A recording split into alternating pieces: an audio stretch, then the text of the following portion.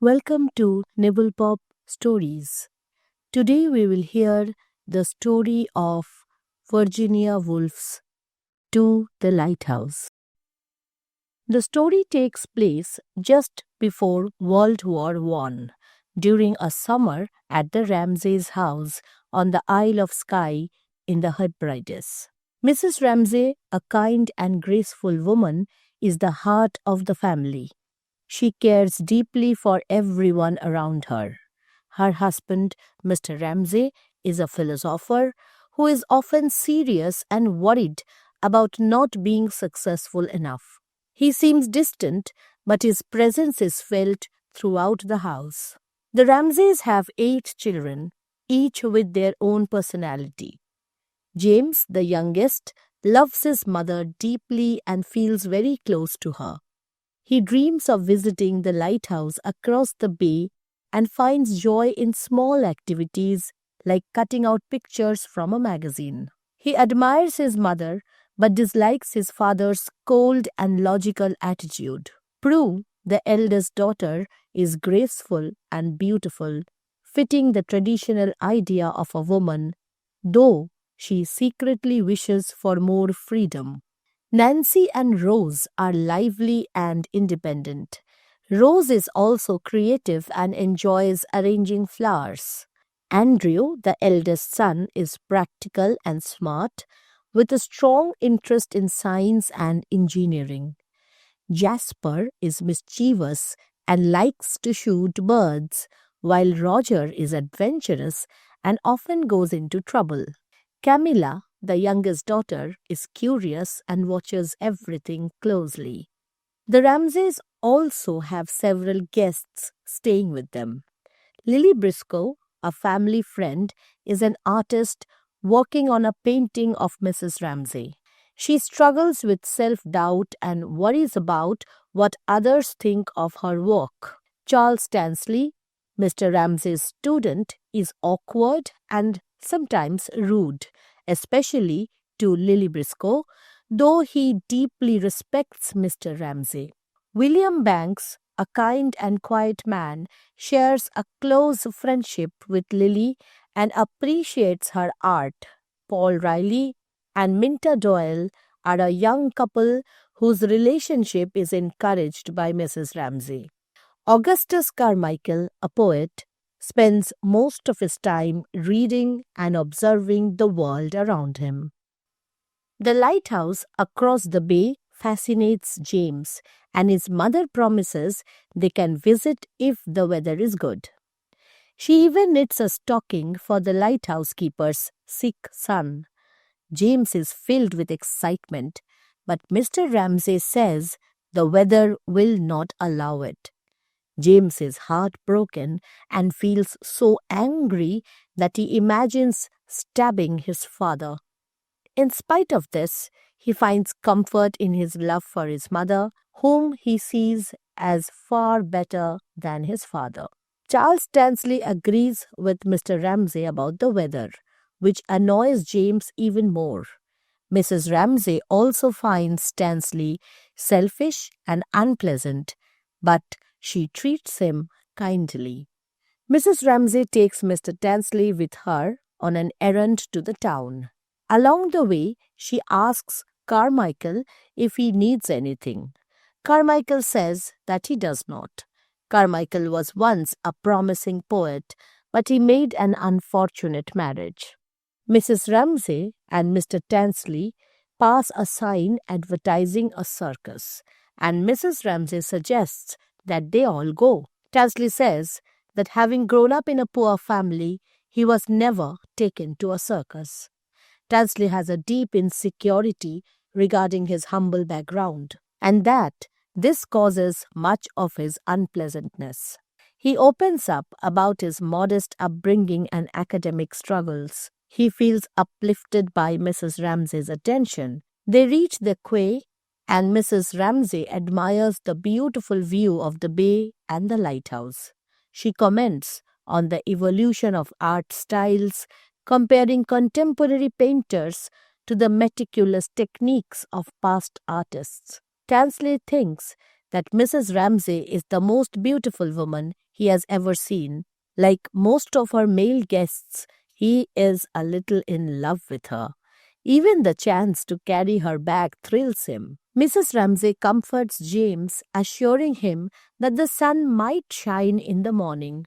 To cheer him up, she flips through a magazine, searching for a picture of a mowing machine for him to cut out as a fun activity.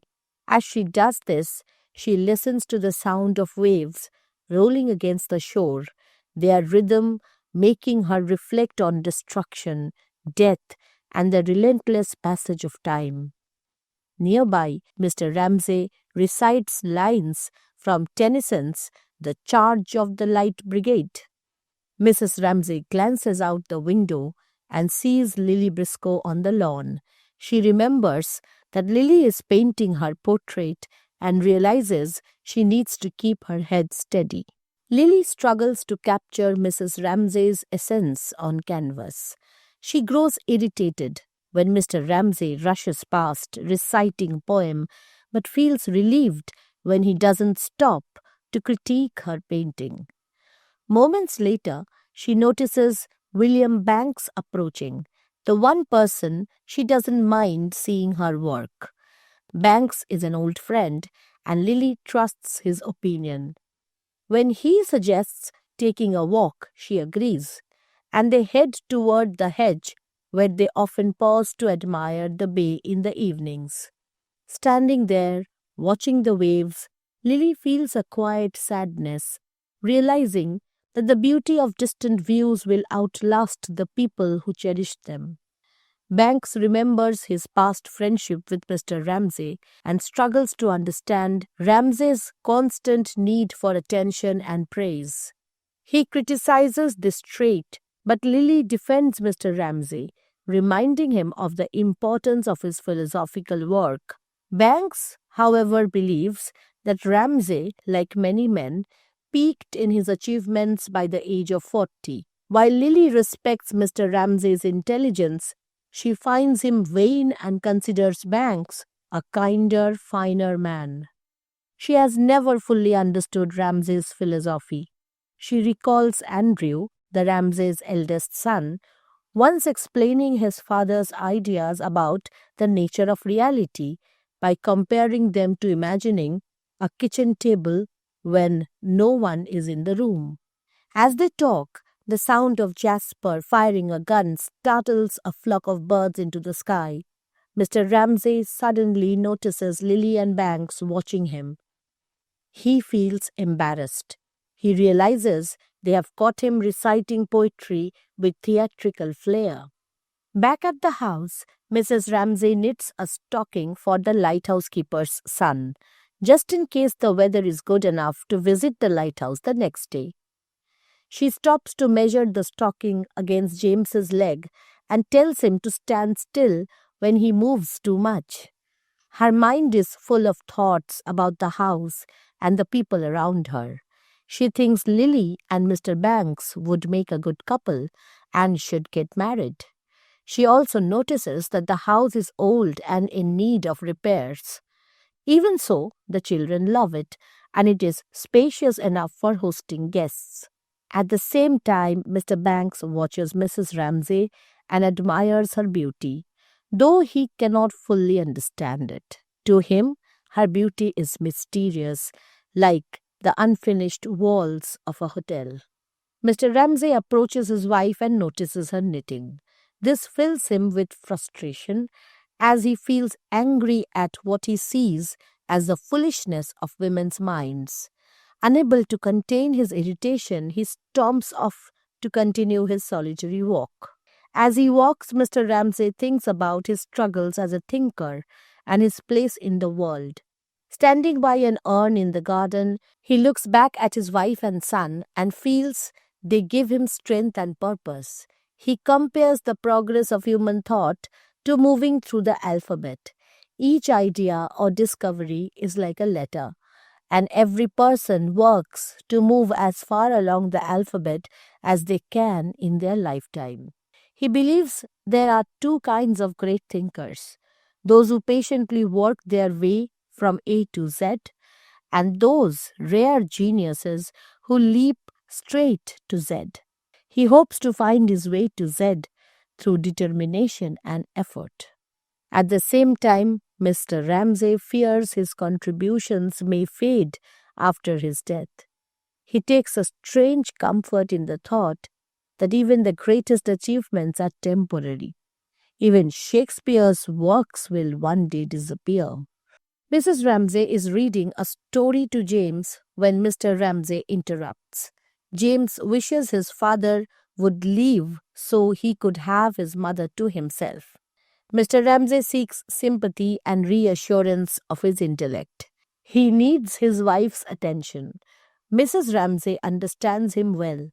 She tells him that Tansley considers him the greatest living philosopher. This comforts Mr. Ramsay. Feeling satisfied, he leaves to watch the children play cricket. Mrs. Ramsay resumes reading to James but feels uneasy.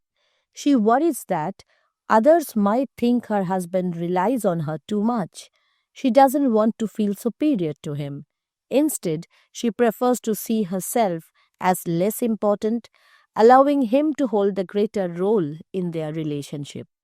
Augustus Carmichael, an unhappy opium user, visits the Ramsays' house each year to escape his controlling wife. He does not trust Mrs. Ramsay, and though she goes out of her way to be kind to him, he remains unresponsive. Mrs. Ramsay feels hurt, but realizes it is unfair to expect gratitude and admiration in return for her sympathy and generosity. Meanwhile, Mr. Ramsay strolls across the lawn, lost in thought. He wonders how the world might be different if Shakespeare had never existed. He reflects that society depends on a silent, unseen class of workers, people who, like the men operating the London subway, sustain the world without recognition or glory.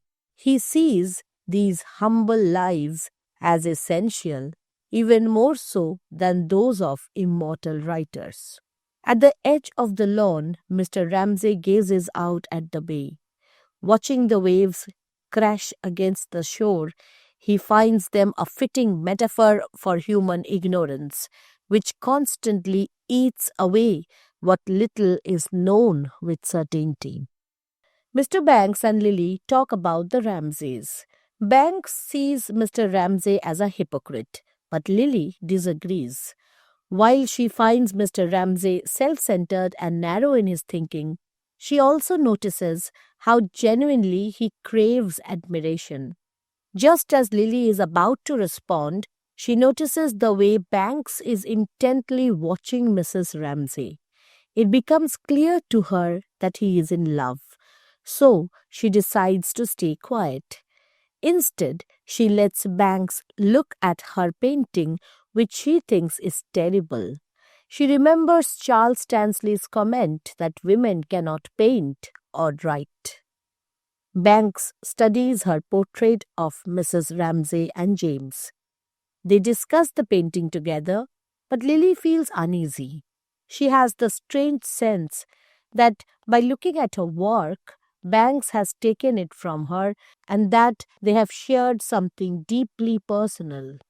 Cam Ramsay, Mr. and Mrs. Ramsay's daughter, rushes by and nearly knocks over Lily's easel. Mrs. Ramsay calls after her and asks her to check with Mildred, the family's domestic assistant, to see if Andrew, Minta Doyle and Paul Riley have returned.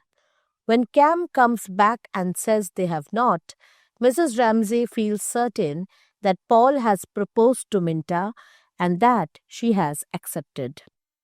She recalls encouraging Paul and Minta to take a walk together after lunch. She is a clever matchmaker and likes Minta a lot. Looking at James, Mrs. Ramsay wishes that he and Cam could stay young forever. However, she tells herself that she can focus on building a hospital and a dairy once her children are older. As it gets darker, Mrs. Ramsay starts to worry that Andrew, Minta and Paul still haven't come back. She wonders if she has been too pushy, encouraging people to marry and have families. She feels uneasy, thinking she might have pressured Minta. When Mildred comes to take James to bed, Mrs. Ramsay notices that he is still thinking about the lighthouse. She knows this disappointment will stay with him for a long time. With James gone, Mrs. Ramsay enjoys the rare quiet of being alone. She feels her entire self shrink inward, filled with a deep sense of stillness. Yet, in this smallness, she also feels a boundless connection to the world around her. As she gazes at the lighthouse in the distance, it seems as though she becomes one with it, experiencing a brief, glorious unity. But the feeling doesn't last. She starts to feel sad as she thinks about how short happiness is and how the world is filled with suffering and death.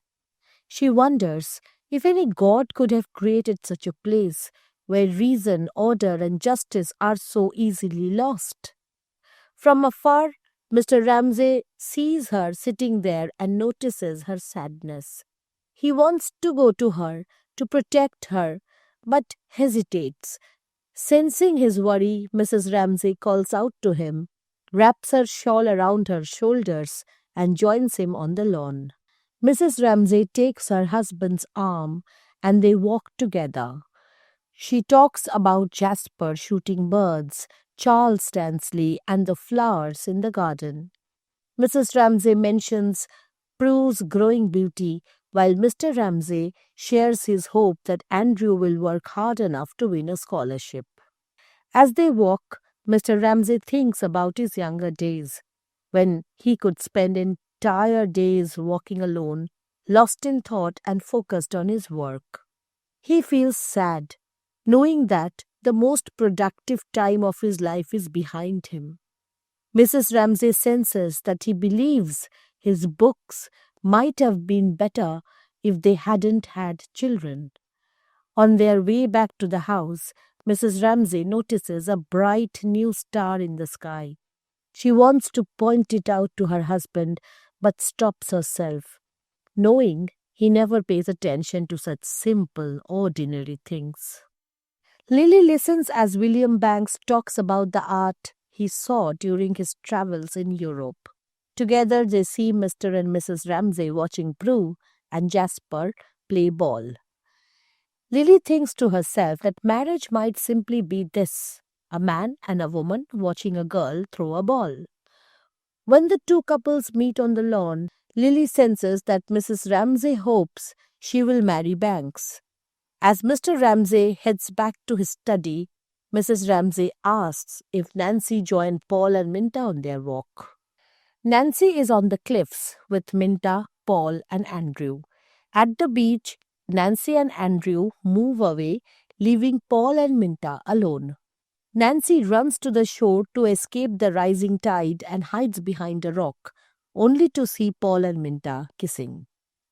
As the group climbs back up the cliff, Minta realizes she has lost her grandmother's brooch. She starts crying, and they all search for it among the rocks. Unable to find it, and with the tide coming in, they agree to return the next day. Paul tries to comfort Minta, telling her he is good at finding lost things. He decides to leave early the next morning to search for the brooch, or, if he can't find it, to buy her a new one in Edinburgh. As Mrs. Ramsay gets ready for dinner, she worries that Nancy's presence might distract Paul from proposing to Minta. She grows annoyed by their delay, afraid it will spoil the dinner. Finally, she hears the group returning from their walk and wonders if Paul has proposed. Just then, the sound of a gong announces that dinner is ready. At the head of the table, Mrs. Ramsay directs her guests where to sit. She asks Mr. Banks to sit beside her. As she settles into her role as hostess, she wonders what she has truly accomplished in her life. Looking at Mr. Ramsay frowning at the far end of the table, she finds it hard to believe she ever loved him. While ladling soup for her guests, She notices the room's shabbiness, the distance between her guests, and the lack of beauty around her. She feels it is her responsibility to bring everything together. Mr. Tansley, meanwhile, is irritated by the conversation. He dismisses the talk as nonsense and blames women's silliness for the failure of civilization. When the topic of going to the lighthouse comes up, Tansley grows bitter that no one recognizes his importance. He insists again that the trip is impossible. To be polite, Lily asks Tansley to take her to the lighthouse. Offended, he snaps at her, saying the trip would make her sick. Paul and Minta arrive just as the main course is served. They apologize for being late. Minta explains that she has lost her grandmother's brooch, and Mrs. Ramsay senses that the two are now engaged. Paul recounts their walk to the beach. Lily notices the placement of the salt shaker against the patterned tablecloth. It sparks a realization about her painting. She decides the tree must be moved to the center. Mr. Banks praises the beef and compliments Mrs. Ramsay. For a moment, Mrs. Ramsay feels a deep sense of joy and peace. She admires Rose's arrangement of the fruit bowl, which reminds her of a treasure from the seafloor. The arrangement gives her a feeling of serenity, which is disrupted when someone takes a piece of fruit. She glances at her children, sitting apart from the adults, laughing at a joke of their own. As dinner ends, Mr. Ramsay recites a poem. Mrs. Ramsay rises to see her guests out of the dining room. She feels that the special moment of the evening has already slipped into the past. The night may be over, but it will stay in the minds of all the guests. Mrs. Ramsay feels flattered, knowing she will also be remembered as part of the evening. She goes to the children's room, annoyed to find Cam and James still awake. Cam is scared of the pig skull on the wall, but James refuses to let it be removed. To comfort Cam, Mrs. Ramsay covers the skull with her shawl and lies in bed beside her, softly speaking about beautiful, calming things until she falls asleep. Mrs. Ramsay then goes to James's bed, reassuring him that the skull is still there as he likes it. He asks her if they will go to the lighthouse the next day. She tells him they will go soon, on the next nice day, even though she feels upset with herself for giving him hope, knowing that Mr. Ramsay and Charles Tansley might crush it again. Downstairs, Prue, Minta, and Paul head to the beach to watch the waves. Mrs. Ramsay wants to join them, but feels a stronger pull to stay inside. She decides to remain and sits with her husband in the parlor. Mr. Ramsay sits reading a book by Sir Walter Scott. Mrs. Ramsay enters the room, feeling as though she came in for something, though she cannot remember what it was. She notices the contented smile on her husband's face and realizes he does not want to be disturbed. Quietly, she resumes knitting the stocking. After a while, she picks up a book and flips through it, reading random pages. As she reads, she senses Mr. Ramsay watching her. When she finishes reading, Mrs. Ramsay shares with her husband that Paul and Minta are engaged. Mr. Ramsay calmly says he is not surprised. Mrs. Ramsay wishes he would say something more, yet she feels a deeper closeness growing between them. She notices from his expression that he wants her to tell him she loves him, but she finds herself unable to say the words. She stands and looks out the window, feeling that he is watching her and finding her beautiful. She turns to him and smiles, knowing that, although she has said nothing, he knows that she loves him. She tells him that he is right, that there will be no trip to the lighthouse the next day. She knows that these words mean that she loves him. Mr. Banks, Andrew, Paul, Minta, Prue, and Lily return from the beach.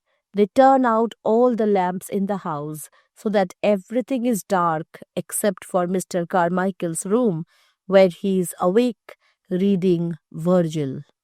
Everything grows completely dark and still, except for a soft breeze. It drifts into the bedrooms and flows through the house, eventually slamming a door in the kitchen with a gentle, final sigh. At that moment, at midnight, Mr. Carmichael blows out his candle. The days pass and autumn arrives. The nights bring strong, destructive winds that bend the trees and strip them of their leaves. Yet the soft yellow moonlight adds a calming touch while the waves continue to lap steadily against the shore. Mrs. Ramsay dies unexpectedly. The next morning, Mr. Ramsay walks through the hallway, his arms stretched out as if searching for her. The Ramsays' house stands empty now. The doors are locked and the mattresses are rolled up. Winds blow through freely, unchallenged by the presence of people. The light from the lighthouse still shines through the windows, casting its image on the opposite wall. The deep silence gives the house a certain dignity until Mrs. McNabb, the housekeeper, arrives to dust the bedrooms. Mrs. McNabb moves through the house, clearing away signs of age and decay. As she works, she hums a familiar song, one she has sung for 20 years. While cleaning, she wonders how much longer the house will stand. Then a memory crosses her mind, bringing her joy. She smiles at her reflection in the mirror and begins singing again. Spring arrives like a scornful virgin. Prue Ramsay gets married, but she dies that summer during childbirth.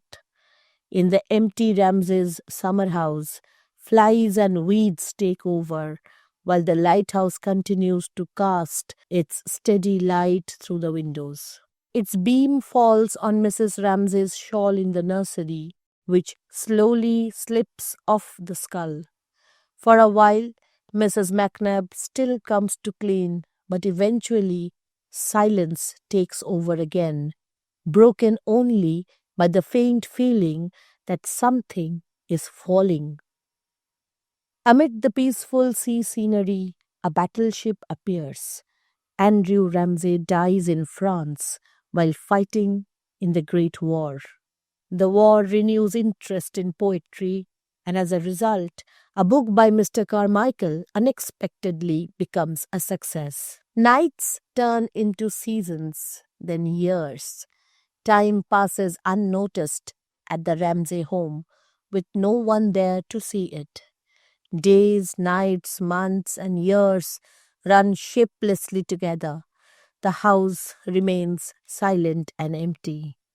Hearing a rumor that the family will never return, Mrs. McNabb picks a bunch of flowers from the garden to take home.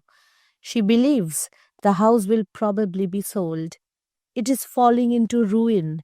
Books are moldy, and the garden is wild and overgrown. While cleaning, she finds the grey cloak Mrs. Ramsay used to wear while gardening. For a moment, she pictures Mrs. Ramsay bending over her flowers, one of her children nearby. With a sigh, Mrs. McNabb locks the house and leaves. The house has been deserted, left to rot and ruin. Toads and swallows have nestled in, and the plants are overgrown. Mrs. McNabb feels powerless to prevent nature from overtaking the abandoned home. The job of reviving the house is too great for one woman. Nothing now withstands the forces of decay and destruction that replace every indication of previous life here. There is none left to watch over the house but the lighthouse, whose beams enter and survey the rooms. The Ramsays finally write. They plan to return to the house for the summer. Mrs. McNabb, along with Mrs. Bast and her son George, works hard to bring the house back to life, pulling it from the pool of time. It is a mammoth task. For days they clean every corner of the house and tackle the overgrown garden. At last the work is done and the house is ready again. 10 years have passed. On a quiet September evening, Lily Briscoe and Mr. Carmichael arrive by train. The war has ended and peace has been declared. The Ramsays' house is alive again, filled with people. Lily lies in bed, listening to the steady sound of the ocean.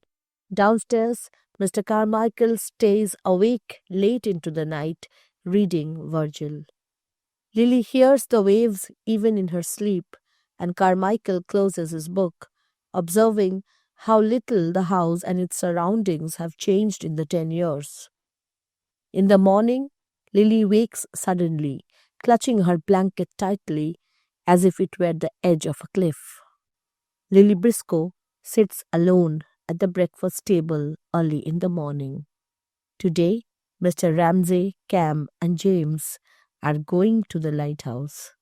Lily feels distant from everyone, cut off from the world around her. When Mr. Ramsay walks past, Lily pretends to sip from her empty coffee cup just to avoid his intense gaze. She suddenly remembers sitting at this table 10 years ago and deciding to finish her painting by moving the tree to the center. But she never completed it. She decides to finish it now. She sets up her chair and easel on the lawn. However, Mr. Ramsay's presence on the terrace distracts her. His silent demand for sympathy, something Mrs. Ramsay used to provide, leaves her unable to focus. Suddenly, she feels angry at Mrs. Ramsay for dying, for leaving her alone, and for the emptiness she left behind. Finally, she decides to give Mr. Ramsay the sympathy he wants just so she can return to her painting. When Mr. Ramsay approaches Lily, he seems irritated that she avoids speaking directly to him. He starts talking about how significant and difficult the trip to the lighthouse is, mentioning how Mrs. Ramsay used to send gifts to the men and children who lived there. Lily feels inadequate, unable to provide the emotional support expected of women. She knows she is failing to comfort him in his self-pity. Trying to say something, she compliments his beautiful boots, which pleases him. He leans down to show her how to properly tie a shoe, and in that moment, Lily feels a surge of genuine sympathy for him. Just as she is about to express it, Cam and James arrive. They act cold and distant toward their father. Lily wishes they could show him the sympathy she feels she cannot give. Mr. Ramsay and his children then head to the boat, carrying the brown paper parcels. Lily breathes a sigh of relief as Mr. Ramsay and the children leave for the boat. Turning to her canvas, she struggles to remember how she had imagined the painting. Making the first stroke feels almost impossible. Slowly, she makes one stroke, then another. Her painting takes on a rhythm as she dabs and pauses, dabs and pauses. She guesses that her work will end up in the servants' bedrooms or forgotten under a sofa. She doesn't know why she even bothers to paint if no one will ever care about her work. She tells herself she isn't good enough to create something meaningful. Charles Tansley's cruel words echo in her mind. Women can't paint, can't write. Yet, as she recalls a day spent at the beach with him and Mrs. Ramsay, she feels a surprising tenderness for him. She begins to understand how Mrs. Ramsay could turn even pettiness and spite into something meaningful. Taking a break from her painting, Lily thinks, what is the meaning of life? She concludes, there has been no great revelation, only little daily miracles. She compares Mrs. Ramsay's way of making moments feel permanent to her own work as a painter. Both seek to bring shape and stability to the chaos of life. Walking to the edge of the lawn, Lily looks out to see if she can spot Mr. Ramsay, Cam, and James setting sail. She imagines that one of the distant boats, with its sail just being raised, must be theirs. In the boat, Mr. Ramsay sits between Cam and James. McAllister and his son are also on board to help. Cam and James are both angry, feeling forced into this trip by their father. They see it as his tyranny and resolve to make the journey in silence. They secretly hope that the wind will never rise and that they will be forced to turn back. As the boat sails further out, the wind picks up and the boat speeds across the water. James steers carefully, aware that even the smallest mistake will bring criticism from his father. Mr. Ramsay talks with McAllister about a storm that sank several ships near the lighthouse one Christmas. Cam realizes her father enjoys hearing stories of danger and heroism and imagines that, had he been on the island, he would have helped in the rescue. She feels a flicker of pride for him, but, out of loyalty to James, remains determined to resist his ways. The speed of the boat brings a sudden rush of excitement to both James and Cam. They feel a sense of freedom and escape. Even Mr. Ramsay appears energized, crouching in the center of the boat and reciting poetry. Cam thinks about their house and their lives, realizing how much of it feels like the past now. Mr. Ramsay teases her about not knowing the points of the compass. He comments on the vagueness of women's minds. Yet, he also finds this vagueness endearing.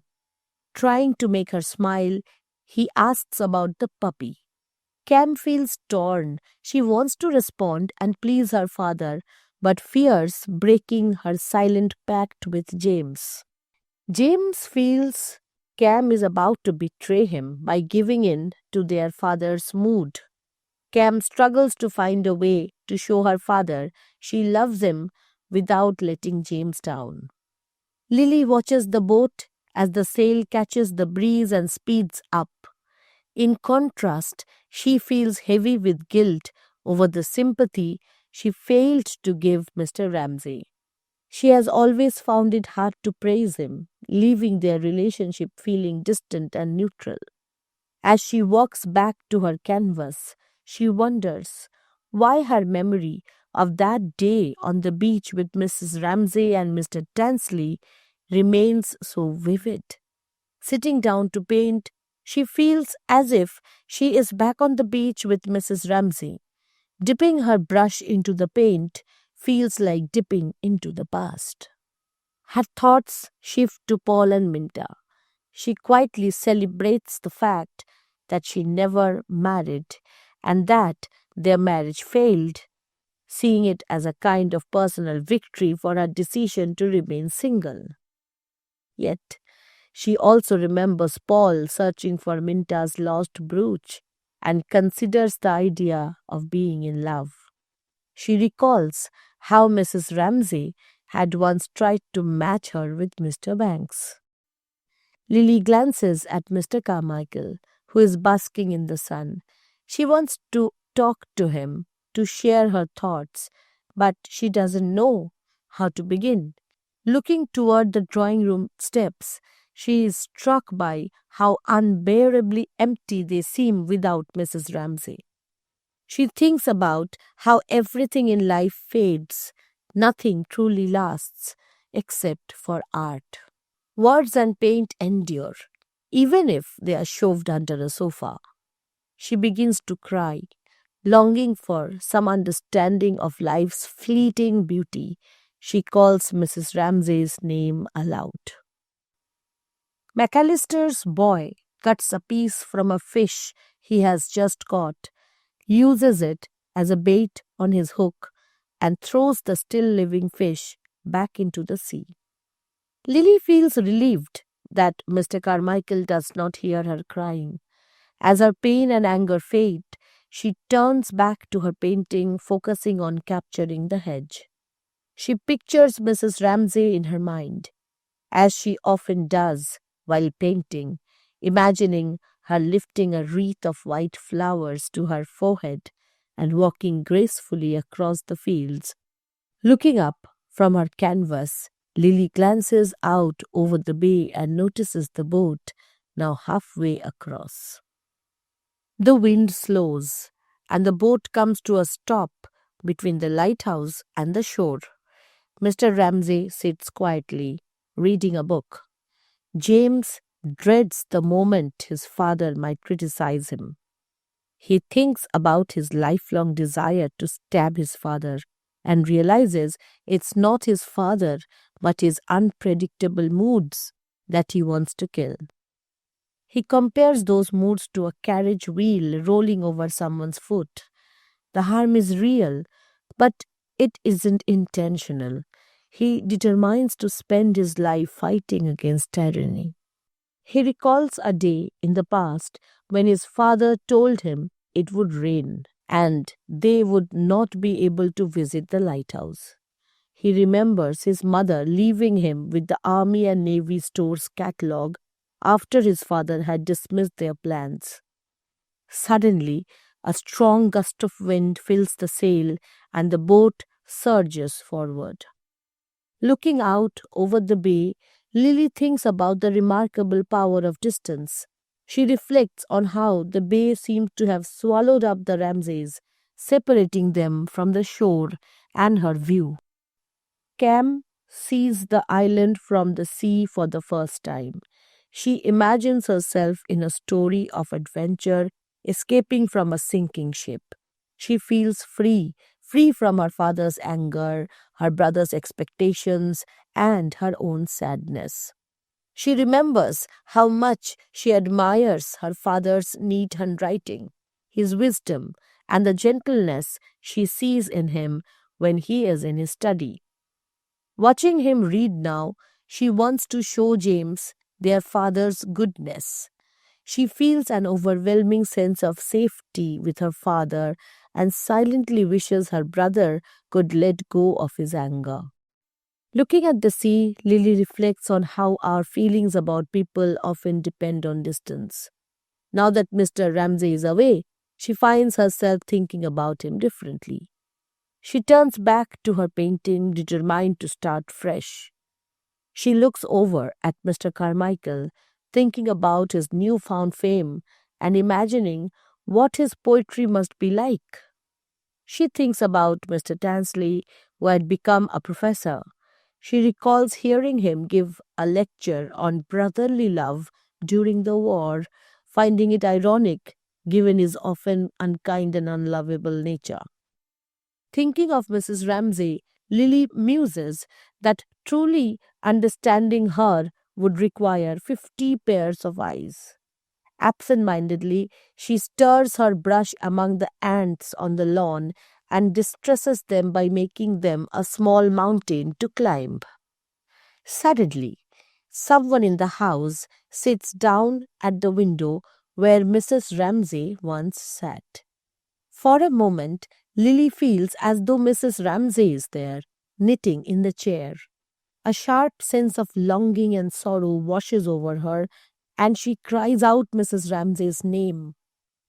Looking toward the sea, she wonders where the boat is as she desires Mr. Ramsay's presence. Mr. Ramsay is nearly finished with his book, and James notices how old his father looks. He feels that they both share a deep sense of loneliness. As the boat nears the lighthouse, Mr. Ramsay announces that it is time for lunch. He opens their parcel of food and they eat together. McAllister's boy points to the spot where 3 men drowned, and Mr. Ramsay praises James for steering the boat so well. Cam realizes this is exactly the encouragement James has always wanted from their father. From the boat, they see two men at the lighthouse waiting to meet them. As they draw closer, Mr. Ramsay stands up with parcels for the lighthouse men, and his children rise to join him. Tired of looking for the Ramsays' boat, Lily decides they must have reached the lighthouse by now. She feels a quiet sense of relief, knowing she has finally given Mr. Ramsay the sympathy she had wanted to offer him that morning. As Mr. Carmichael stands silently beside her, an unspoken understanding passes between them. Suddenly, Lily turns back to her painting. Looking at the empty steps and the blurred canvas, she makes a bold stroke, drawing a single line down the center. In that moment, she realizes she no longer cares if the painting ends up in an attic or is destroyed. She has had her vision, and that is enough. And that is it. This was Virginia Woolf's To the Lighthouse. If you have enjoyed today's story and the poetry all lying deep within it, do let us know in the comment section and subscribe to our channel for more videos like this. Also tell us which other stories you want to hear from us. So till we meet next time, this is Monami Mukherjee signing off. Good night.